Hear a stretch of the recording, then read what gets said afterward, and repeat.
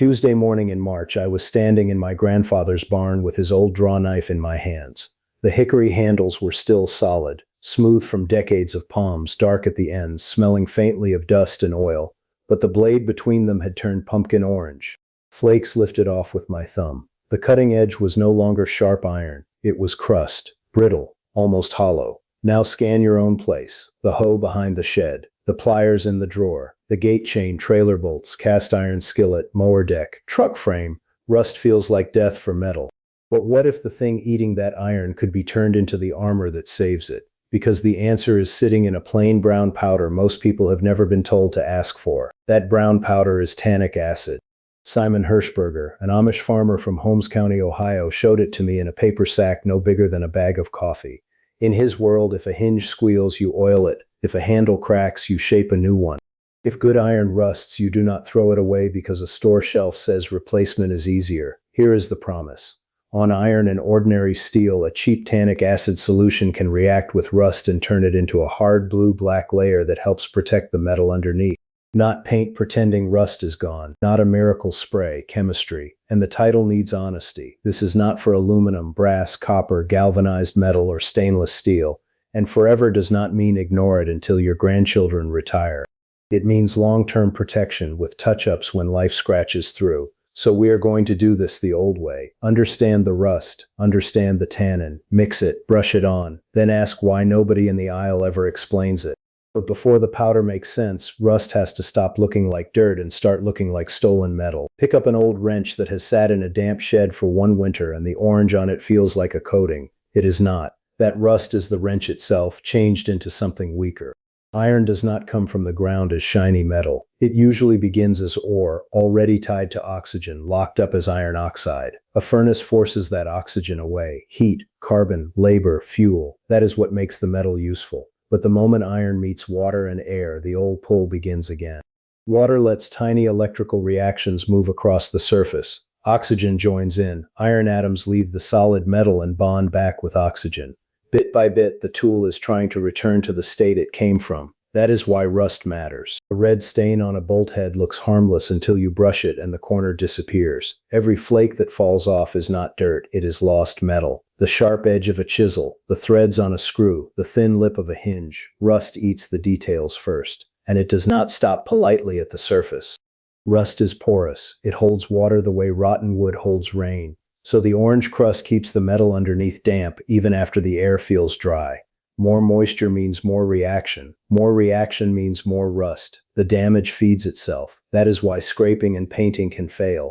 If active rust remains underneath, you have trapped a wet, hungry layer under a neat skin. So the solution cannot just cover rust, it has to change what rust is. The substance that changes rust is not exotic. You have tasted its relatives. It is in the dry pull of black tea on your tongue. It is in red wine, acorns, walnut hulls, oak bark, and the old craft of turning animal hide into leather. That family of plant chemicals is called tannins. One member, tannic acid, has a strange affection for iron. When tannic acid touches iron oxide, it does not simply stain it, it reacts. The oxygen-rusted surface and the plant acid form a new compound called ferric tannate. A handshake. Orange rust is loose, swollen, and crumbly. It breaks away because it is poorly bonded to the metal beneath it. Ferric tannate is different.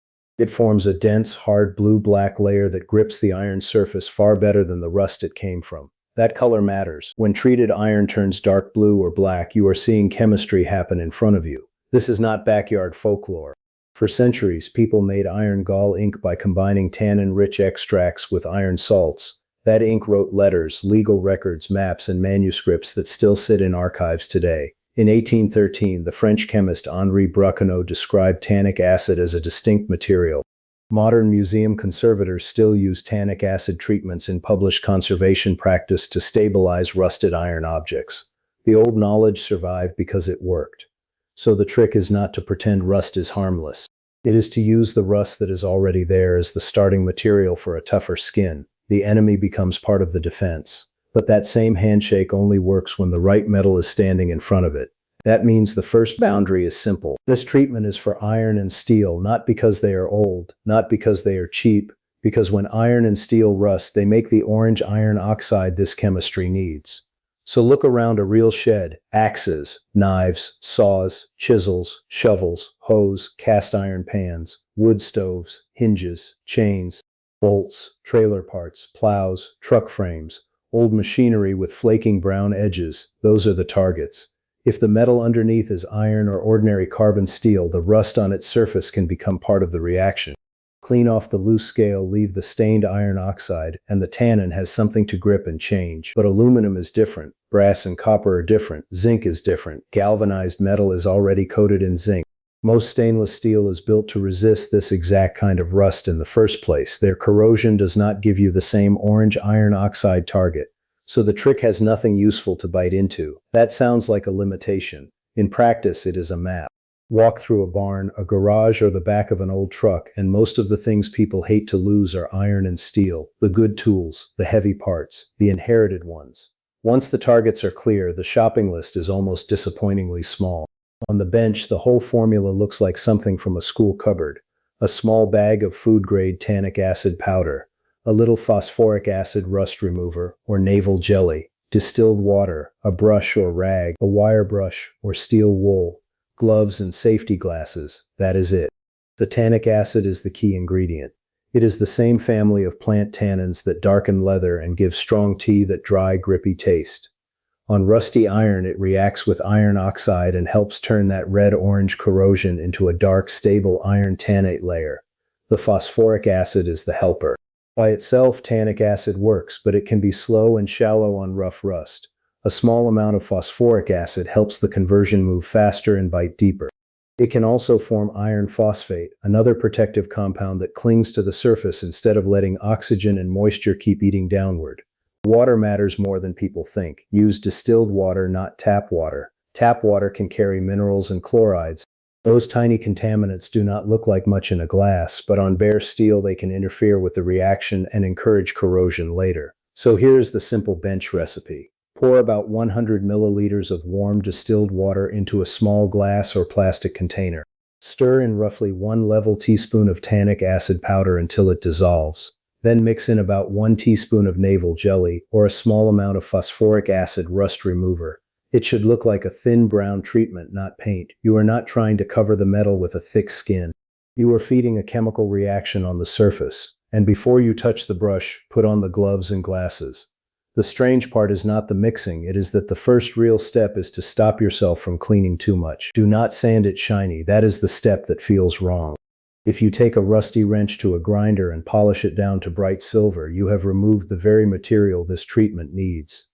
Tannic acid is not magic paint, it needs iron oxide to react with. No rust, no conversion. So the goal is not clean metal, the goal is sound rust.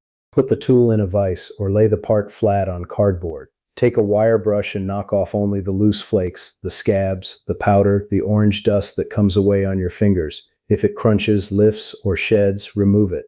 But the dark, tight rust that stays bonded to the iron, leave it. That layer is the feedstock. It is damaged metal, yes, but it is also the raw ingredient for the black ferric tannate skin you are about to make. This is why old shop knowledge often looks backward until the chemistry catches up. Corners matter. Work around bolt heads. Get into stamped letters.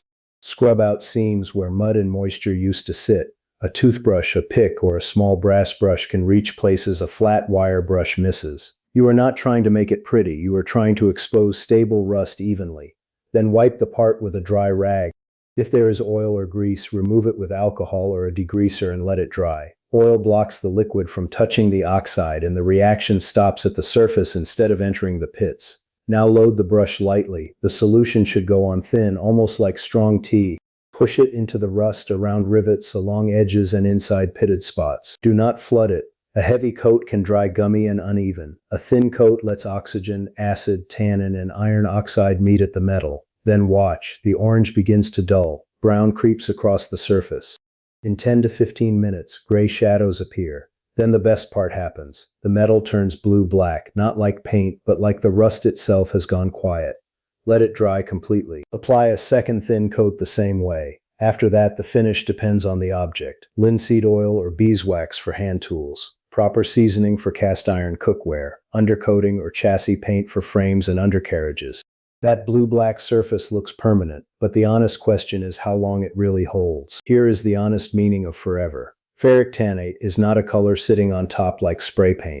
It is a new compound formed inside the old rust layer, where tannin bonds with iron oxide and turns it into a tighter, darker, less reactive skin. That is why it can last for years on a gate hinge, a barn latch, a shovel head, or a piece of shed hardware that sees rain, snow, and summer heat. But it is not a force field. If the part lives outside and works hard, expect maintenance, not a full restoration, a touch-up. Once a year, you look for scratches, chips, fresh orange spots, and places where water sits. Brush that one area, dab on more solution, let it blacken, then oil or top coat it again, 20 minutes. That is the difference between an inherited tool staying useful and becoming garage sale scrap. The real enemy is salt. Salt air near the coast and road salt under a truck will shorten the life of almost any coating because salt pulls moisture against the metal and keeps the corrosion cell alive. In those places you inspect more often and seal more carefully. And on badly contaminated rust, tannic acid by itself can be unpredictable. Dirt, grease, salt, and loose oxide block the reaction.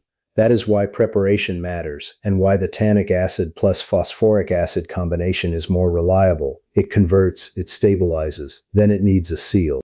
And once you know the raw ingredients, the hardware store aisle starts looking very different. Pick up a branded rust converter in the hardware aisle and turn the bottle around. There it is. Not magic. Not a secret chemical from some locked industrial lab.